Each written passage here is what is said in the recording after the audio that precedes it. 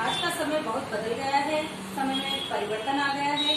अब तो बच्चे घर में ही बैठकर अपने भाई बहनों के साथ उपलब्ध इलेक्ट्रॉनिक्स और प्लास्टिक के खिलौनों के साथ खेलते हैं। बच्चों को घर के बाहर नहीं जाने दिया जाता है, उन्हें घर में ही खेलने की अनुमति मिलती है। या फिर कभी बड़े भाइयों के साथ में वो अपने पास के मैदान में क्रिकेट खेल लेते हैं, जो कि सबका लोकप्रिय और प्रसिद्ध खेल है।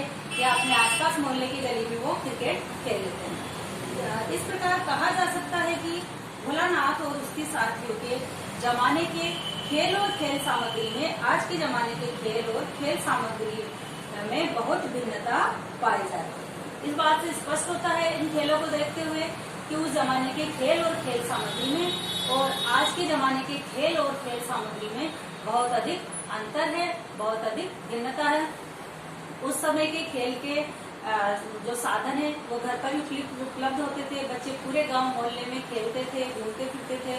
आज के जो साधन है बाहर से लाए जाते हैं और बहुत अधिक महंगे होते हैं। बच्चों को बाहर जाने की उतनी अधिक स्वतंत्रता नहीं होती। यह था हमारा प्रश्न 4।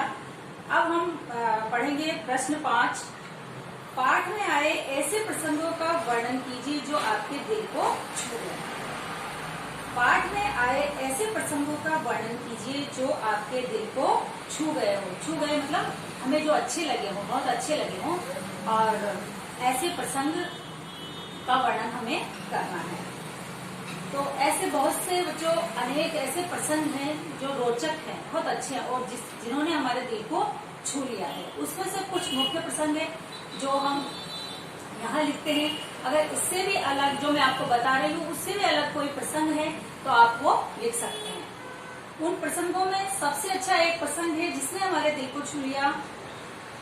वो था कि जब चूहे की जगह सांप बिल से बाहर निकल आया और बच्चे उसे देख करके रोते चिल्लाते बेतहाशा भागने लगे। उन्हें किसी तरह का कोई होश नहीं रहा और वो भागते रहे। कोई औंधा गिरा, कोई अंटा चित गिरा, किसी का सिर फूटा, किसी के दांत टूटे, सभी गिरते पड़ते वहां से भाग गए। किसी को किसी चीज का होश नहीं था, पैर लहूलुहान हो गए थे, फिर भी वो भाग रहे थे। पैरों के तलवे आटों से छलनी हो गए थे।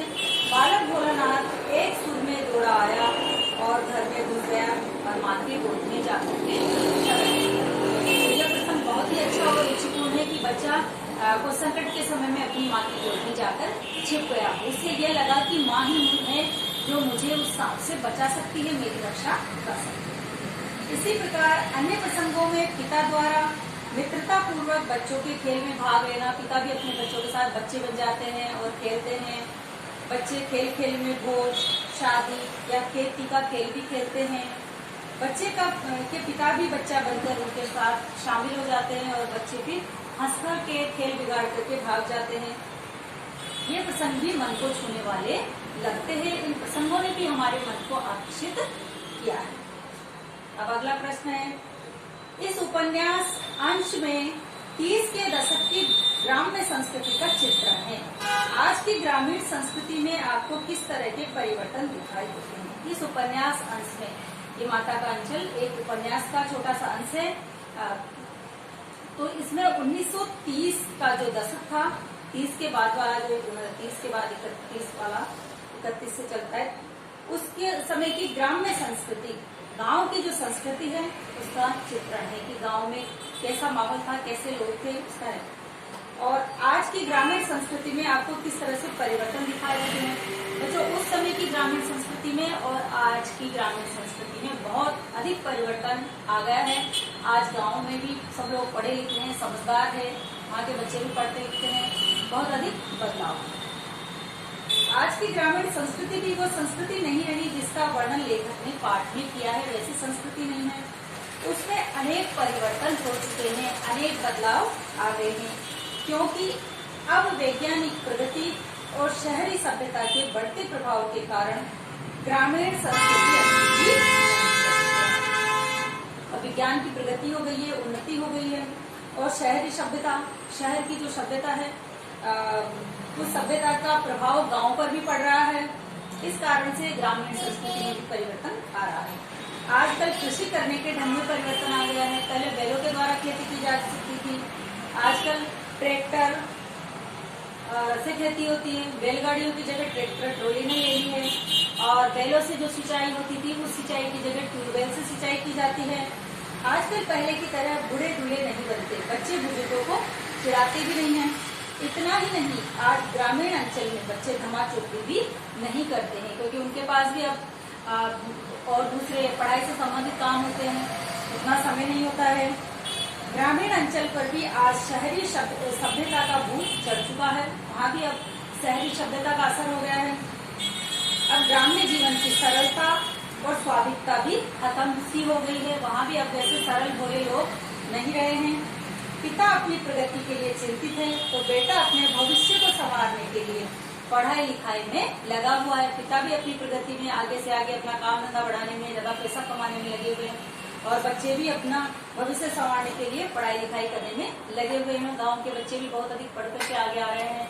तो इस तरह से पहले की ग्रामीण संस्कृति में और आज की ग्रामीण संस्कृति में बहुत अधिक अंतर है। पाठ पढ़ते पढ़ते आपको भी अपने माता पिता का लाड प्यार याद आ रहा होगा।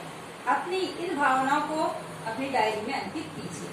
पाठ पढ़ते पढ़ते आपको भी अपने माता पिता का लाड प्यार याद आ रहा होगा। अपनी इन भावनाओं को अपनी डायरी में अंकित कीजिए। और के बचपन में माता पिता का लाड, बचपन का याद आना स्वाभाविक है, सबको ही अपने बचपन याद आता है। उस लाड प्यार को आप अपनी डायरी में अंकित करें क्योंकि सभी बच्चों का बचपन में अलग अलग प्रकार का लाड प्यार से मिलता है, सभी की यादें भिन्न भिन्न होती है, इसीलिए आपको स्वयं ही करना है। अगला प्रश्न, यहाँ माता पिता का बच्चे के प्रति जो वात्सल्य व्यक्त हुआ है उसे अपने शब्दों में लिखिए। यहाँ माता पिता का अपने बच्चे के प्रति जो वात्सल्य मतलब प्रेम प्रकट हुआ है उसे अपने शब्दों में लिखिए। अपने शब्दों में जो किताब की भाषा है उसमें नहीं लिखना है, खुद भाषा बना करके लिखना है।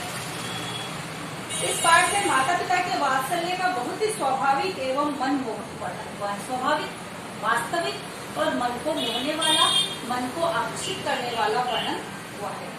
बच्चे के पिता उसे अतिशय प्यार करते हैं। बच्चे के पिता बच्चे को बहुत अधिक प्यार करते हैं, बहुत अधिक स्नेह करते हैं। वह अपने पास सुलाते हैं, सुबह उठकर उसे नहलाते धुलाते हैं, पूजा में अपने साथ बैठा भी लेते हैं और गंगा में मछलियों को आटा खिलाने उसे कंधे पर बैठाकर अपने साथ ले जाते हैं। उसे पेड़ की डाली पर झूला झुलाते हैं, उसके साथ कुश्ती लड़ते हैं, खेल खेलते हैं और जानबूझकर हार जाते हैं बच्चे का हौसला बढ़ाने के लिए। उसके अन्य खेलों में भी बच्चा जैसा बनकर वो पिता शामिल होते हैं, उसे आनंदित करते हैं, प्रसन्नित करते हैं और स्वयं भी आनंदित होते हैं और स्वयं भी प्रसन्न होते हैं। उसे बैठकर स्वयं अपने हाथों से बच्चे को भोजन भी कराते हैं। इसके साथ ही बच्चे की माता भी मानो ममता की मूर्ति है, स्नेह की मूर्ति है। वो पिता के द्वारा बच्चे को भोजन करवाने पर भी ममता के भाव से भरी हुई होने के कारण उसे भरपेट खाना और अधिक खिलाती है। उसे विश्वास नहीं होता कि इसका पेट भर गया है। उसके सिर में तेल डालती है, उपटन करती है, स्नान करवाती है, बालों को बांधती है। नजर से बचाने के लिए बच्चे को काला टीका भी लगाती है। बच्चा जब भयभीत हालत में, बच्चा जब बहुत अधिक डर जाता है, उस हालत में उसकी गोद में शरण लेता है, इसकी गोद में आता है तो बहुत अधिक भाव को उठती है, रोने लग जाती है, माँ कांपने लग जाती है। बच्चे की दशा देखकर वो स्वयं भी घबरा जाती है। उसके पैरों पर लगी चोटों पर वो हल्दी लगाती है। उसके पैर में जहाँ जहाँ लगी हुई थी, लहूलुहान पैर थे, माँ वहाँ पर हल्दी लगाती है। इन सब क्रियाओं में माता के ही नहीं पिता के भी वात्सल्य भाव की झलक मिलती है। तो ये सारे काम जो माता पिता के द्वारा किए गए हैं, उन कार्यों में माता पिता के वात्सल्य की, माता पिता के प्रेम की झलक मिलती है। अगला प्रश्न, माता का अंचल शीर्षक की उपयुक्तता बताते हुए कोई अन्य शीर्षक सुझाइए।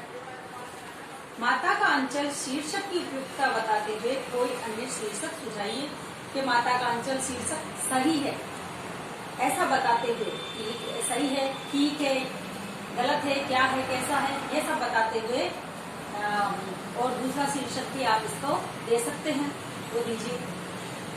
माता का अंचल शीर्षक कथानक के आधार पर पूरी तरह से उपयुक्त प्रतीत होता है। ये जो कथानक है इस कहानी का जो हिस्सा है जिस पर आधारित होकर के कहानी लिखी गई है, उस कहानी को पढ़ते पढ़ते हमें पूरी जो कहानी है वो इसी शीर्षक के इर्द गिर्द घूमती है। इससे ये प्रतीत होता है कि यह शीर्षक उपयुक्त है, क्योंकि बच्चा अपना अधिकांश समय पिता के साथ और साथियों के साथ क्रीड़ाओं में बिताता है। बच्चा ज्यादा समय पिता के साथ और मित्रों के साथ ही बिताता है खेलने में। कथानक के अंतिम अंश में जरूर माता की गोद की शरण लेता है। अंतिम अंश में जरूर वो माता की गोद में आता है और उसी में माँ के वात्सल्य की सहज अनुभूति है और उसी में माता का जो प्रेम है वो सरल प्रेम सबके सामने स्पष्ट हो जाता है, प्रकट हो जाता है। इसलिए ये शीर्षक अधूरा सा प्रतीत होता है। वैसे तो वो उपयुक्त है लेकिन थोड़ा अधूरा भी लगता है। इसकी जगह अन्य शीर्षक हो सकता है मेरा बचपन या शैशव की मधुर स्मृतियां। इसका दूसरा शीर्षक मेरा बचपन भी हो सकता है।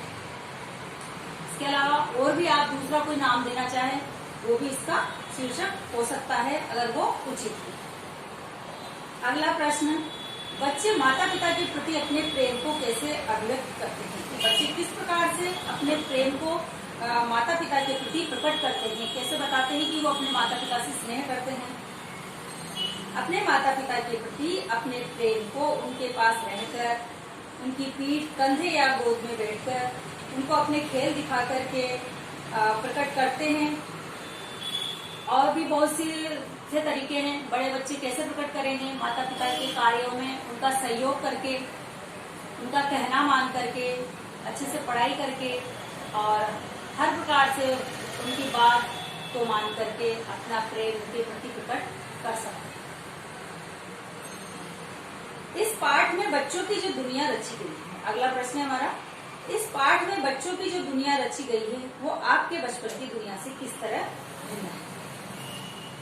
इस पाठ में बच्चों की जो दुनिया रची गई है वह आपके बचपन की दुनिया से किस तरह भिन्न है?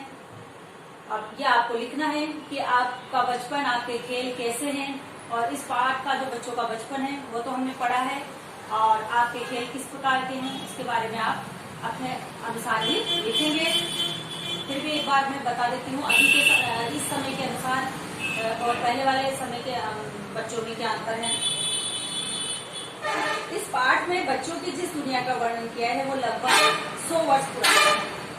उस समय की दुनिया में बच्चों में सरलता थी, बच्चे भोले थे, सरल थे।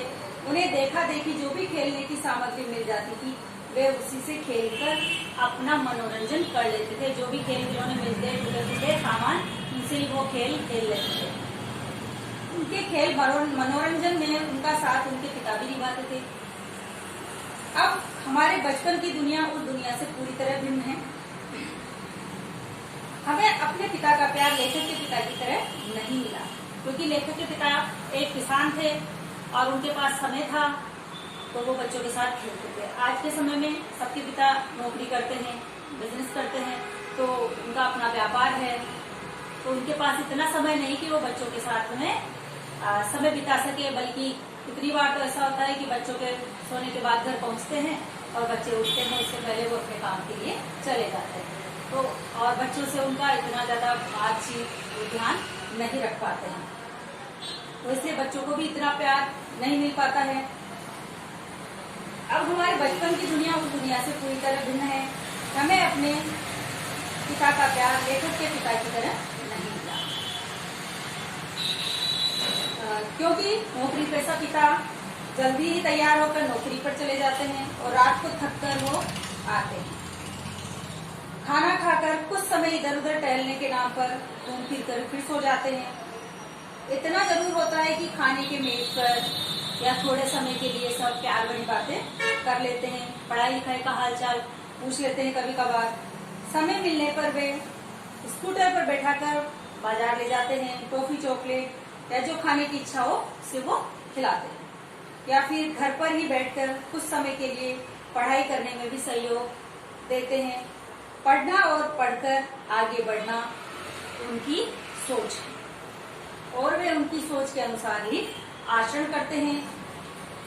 अब खेल खेलने की इच्छा तो मन ही मन में रह जाती है, क्योंकि अभी बच्चों के पास भी इतना समय नहीं है। पढ़ाई लिखाई पढ़ाई से संबंधित काम, और उसी में उनका समय भी चला जाता है कि उनके पास उस जमाने के बच्चों के जितना खेल खेलने का समय नहीं।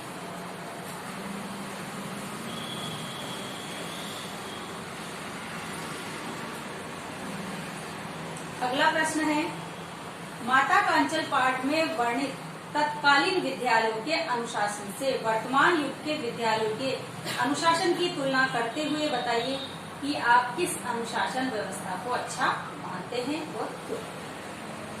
माता का अंचल पाठ में वर्णित तत्कालीन विद्यालयों के अनुशासन से, कि उस समय के जो विद्यालयों में अनुशासन था, बच्चों को कंट्रोल में करने के, वश में करने के, नियम में बांधने के जो अनुशासन था, नियम था, वो अभी के समय में कितना भिन्न है, और दोनों में से आप कौन से को अच्छा मानते हैं। आज से 50 साल पहले या 100 साल पहले अध्यापक छात्रों को शारीरिक दंड देते थे और पिटाई करके उनका अनुशासन बनाए रखते थे।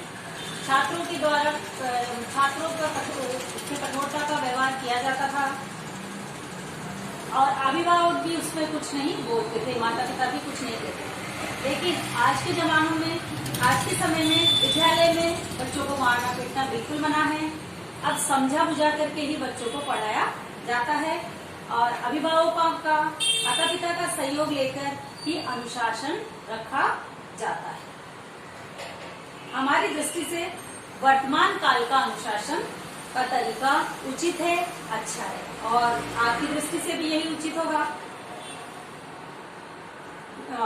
ये था हमारा प्रश्न अनुशासन व्यवस्था के बारे में। अगला प्रश्न है, शिशु का नाम भोलानाथ कैसे पड़ा? माता का अंचल पाठ के आधार पर बताइए। शिशु का नाम भोलानाथ कैसे पड़ा? माता का अंचल पाठ के आधार पर बताइए। माता का अंचल पाठ में बताया गया है कि शिशु का असली नाम, वास्तविक नाम तारकेश्वर नाम था। लेखक के पिता शिवजी के भक्त थे, सुबह शिवजी की पूजा करते थे, तो लेखक भी साथ में उनके बैठते थे, नहा धो करके, स्नान करके, और पिता उनके ललाट पर अर्धचंद्र जैसा त्रिपुंड शिवजी के तिलक जैसा तिलक भभूत का लगा देते थे, और बच्चे के बाल भी लंबे लंबे थे, वो खुले रहते थे शिवजी की जटा की जैसे, और उस समय उनका रूप बिल्कुल बम्बोला जैसा प्रतीत होता था। इसी कारण से पिता ने उनका नाम भोलानाथ रख दिया था, और वो उन्हें भोलानाथ नाम से ही पुकारने लग गए थे, और उनके साथ साथ दूसरे लोग भी उन्हें भोलानाथ ही कहने लग गए थे। इस प्रकार से बालक का नाम भोलानाथ पड़ा। अगला प्रश्न, माता का अंचल पाठ में निहित जीवन मूल्यों की चर्चा कीजिए। कि कौन कौन से जीवन मूल्य, जो नैतिक शिक्षा है, वैल्यूज है, और जो जीवन के मूल्य हैं, इसमें कौन कौन से जीवन के मूल्य के बताए गए हैं, वो हमें बताना है। माता का अंचल पाठ में माता पिता द्वारा अपने बच्चों का लालन पालन करने में किस तरह स्वयं को तत्पर रखना पड़ता है, कि किस तरह से बच्चों को पालने में, उनको संभालने में माता पिता लगे रहते हैं, कैसे तैयार रहते हैं हर समय, तथा किस तरह बच्चों की इच्छा पूर्ति करनी पड़ती है, और कैसे उनकी इच्छाओं को पूरा किया जाता है। इसका बहुत ही रुचिपूर्ण ढंग से इसके अंदर वर्णन किया है। विशेष रूप से माताएं अपने बच्चों से कितना स्नेह ममता रखती है, कितना प्रेम करती है, बच्चों का लालन पालन करने में कितना त्याग करती है, और बच्चों का लालन पालन करने में कितना त्याग करती है, इत्यादि बातों का स्वाभाविक वर्णन किया गया है। ये सारी बातें इसमें बताई गई है। इस तरह वात्सल्य का महत्व बताना ही इसमें सबसे बड़ा जीवन मूल्य है। तो सबसे ज्यादा बड़ा जीवन मूल्य यही है कि वात्सल्य का महत्व, कि माता का प्यार, पिता का प्यार कितना जरूरी होता है, यही जीवन, और वो माता पिता अपने बच्चे से कितना प्यार करते हैं, यही जीवन मूल्य उभर करके सामने आया है। माता का अंचल नामक पाठ में बच्चे मिलकर क्या क्या तमाशे करने लग जाते हैं। माता का अंचल नामक पाठ में बच्चे मिलकर क्या क्या तमाशा करने लग जाते हैं। इस पाठ में बच्चे अनेक प्रकार के तमाशे करते हैं, तरह तरह के नाटक करने लग जाते हैं, खेल खेलते हैं। चबूतरे का एक कोना उनका नाटक का घर बनता है, और बाबूजी का किनारे की चौकी रंगमंच बनती है। कभी वो मिठाई की दुकान लगाते हैं, और सरकंडों का खंभा बनाते हैं, उस पर टेंट लगाते हैं। पत्तों की पूरी कचौरी बनाई जाती है। गीली मिट्टी की जलेबी, कूटे घड़ों के टुकड़ों के बतासे की मिठाई सजाई जाती है और खुद ही खरीदार बन जाते हैं और खुद ही दुकानदार बन जाते हैं। इस तरह से कभी खेती का खेल करते हैं। इस तरह से बच्चे विभिन्न प्रकार के खेल किया करते हैं। अगला प्रश्न है हमारा, शहर की चकाचौंध से दूर गांव की सहजता को रचनाकार ने आत्मीयता के साथ प्रस्तुत किया गया है। माता का अंचल पाठ के आधार पर कथन की सत्यता को स्पष्ट कीजिए। शहर की चकाचौंध से दूर गांव की सहजता को रचनाकार ने आत्मीयता के साथ प्रस्तुत किया है। इस पाठ में रचनाकार ने जो ग्रामीण अंचल है उसको बड़े ही अपनेपन के साथ में, बहुत ही आत्मीयता लगाव के साथ में प्रकट किया है। ये वास्तविक बात है, सच बात है। कहानीकार ने गांव की सहजता, सरलता और स्वाभाविकता का वर्णन किया है कि वास्तव में गांव में कैसे लोग होते हैं, गांव का वातावरण कैसा होता है। बालक भोलानाथ बाहर गली में जाकर दूसरों को चिढ़ाता और हुल्लड़बाजी में भाग लेता है। बाहर जाता है, गली में चिढ़ाता है, शोर शराबे करता है, बच्चों के साथ मिलकर चूहों के बिल में पानी उलीसता है, सांप निकलने पर बच्चों के साथ भयभीत होकर भागता है इत्यादि का वर्णन पाठ में बड़ी आत्मीयता, अपनेपन के साथ, बड़े ही लगाव के साथ लेखक ने इन सबका वर्णन किया है। लेखक के पिता उसके साथ किस प्रकार का स्नेही व्यवहार करते थे। अगला प्रश्न है हमारा, लेखक के पिता उसके साथ किस प्रकार का स्नेही व्यवहार करते थे। तो किस प्रकार का प्रेमपूर्ण व्यवहार करते थे लेखक के पिता लेखक के साथ। लेखक के पिता का पुत्र के प्रति स्वाभाविक लगाव था। स्वभाव से ही पिता पुत्र का लगाव होता है, वैसे ही उनका भी अपने पुत्र से लगाव था। वे उसे अपने पास बुलाया करते थे। प्रातः तड़के उसे नहलाते, बुलाते और पूजा में अपने पास बैठाते थे, साथ ही उसे रखते थे। वे उसके मस्तक पर त्रिपुंड और भभूत लगाते थे। वे बालक को कंधे पर बैठाकर गंगा तट पर ले जाते थे। लौटते समय रास्ते में झुके हुए वृक्षों की डाली पर, जो पेड़ों की डाली झुकी हुई रहती थी, उस पर झूला झुलाते थे। साथ ही बैठा करके खाना भी खिलाते थे और उसके खेलों में भाग भी लेते थे। बच्चे के साथ में कुश्ती लड़ते थे और उसके बल को बढ़ावा देने के लिए वो हार भी जाते थे और बच्चे को उन पर हंसने का मौका देते थे ताकि बच्चा खुश रहे, आनंदित हो, बच्चे को लगे कि वो पिताजी को उसने हरा दिया है, पराजित कर सकता है। इस तरह का वो स्नेही व्यवहार बच्चे के साथ करते थे। अगला प्रश्न है हमारा, माता का अंचल पाठ के आधार पर तत्कालीन और आज के बच्चों के मनोवैज्ञानिक अंतर स्पष्ट कीजिए।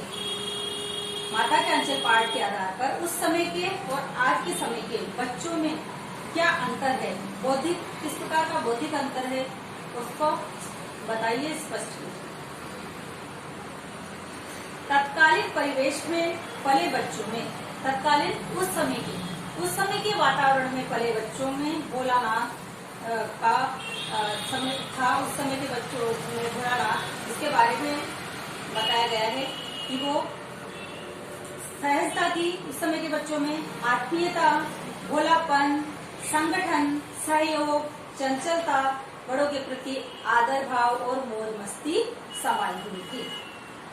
उस समय के बच्चों के मन में भोलापन था, अपनापन था, मिलजुल कर रहना, संगठन में रहना, सहयोग करना, चंचलता और मौज मस्ती जैसे भाव थे। उनमें अपने पराये का कोई भेदभाव नहीं था। ऐसा नहीं था ये अपना ये पराये, इनके साथ खेले, इनके साथ नहीं खेलेंगे, इनका घर ये हमारा घर। उस समय पूरा मोहल्ला ही उनका परिवार होता था। जबकि आज के बच्चे बदले वातावरण के अनुसार भोलेपन से बिल्कुल दूर है। बच्चों में आज के में भोलापन बिल्कुल ही नहीं रहा है और बौद्धिकता से युक्त है, बहुत ही बुद्धिमानी से युक्त है, बहुत अधिक आगे की सोचने वाले हैं, नई सोच से भरे हुए हैं और सम्मान तो बिल्कुल ही नहीं करते। आज के बच्चे सम्मान भावना से दूर हैं, आधुनिक खिलौनों से खेलने में रुचिशील है और गाँव जैसे खेल नहीं खेलते, आधुनिक नए नए खिलौने खेलने के लिए उन्हें चाहिए। टीवी देखने के शौकीन हैं, मोबाइल चलाने के शौकीन हैं और पढ़ने के लिए तो वो मजबूरी में ही पढ़ते हैं कि उन्हें मजबूर किया गया हो, मान लो, इस तरह से ही वो पढ़ाई करते हैं। तो ये उस समय के बच्चों में और अभी के बच्चों में अंतर है। अगला प्रश्न है हमारा, माता का अंचल पाठ में आपको बाल स्वभाव की कौन सी जानकारियां मिलती है? इस पाठ से हमें बच्चे के स्वभाव की कौन कौन सी जानकारियां प्राप्त हुई है? माता का अंचल पाठ से वो जानकारियां हमें इसके उत्तर में लिखनी है। माता का अंचल पाठ से पता चलता है कि बच्चे यदि दुखी होते हैं, परेशान होते हैं, तो उसे रो चिल्लाकर प्रकट कर देते हैं, जोर जोर से चीखते हैं, चिल्लाते हैं और अपने दुख को प्रकट कर देते हैं। और प्रसन्न होने पर उसे हंसी खुशी के माध्यम से व्यक्त करते हैं, और जब खुश होते हैं तो बहुत खुश होते हैं, बहुत हंसते हैं। इसलिए सिसकते सिसकते एकदम हंस पड़ना, रोते रोते एकदम से हंस पड़ते हैं, हंसते हंसते रोने लग जाते हैं। जब कोई उनको खेलने से मना करता है तो नाटक कर लेते हैं। इस तरह से नाटकीय स्वभाव का पता चलता है।